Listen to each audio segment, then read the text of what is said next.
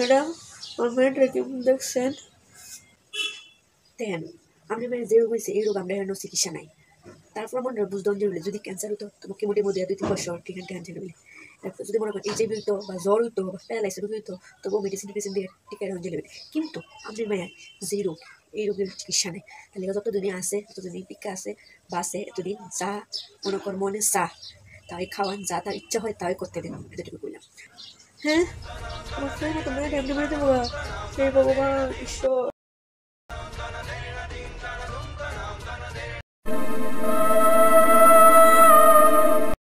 মা তুমি কিতা করবা তুমি শুধু একবার কো তোমার যা করানোর ইচ্ছা বা যা খাওয়ানোর ইচ্ছা আমি তাই করুম তোমার লেগে একবার বাবা আমার একটা জিনিস করলে ইচ্ছা হইতাছে কবুনি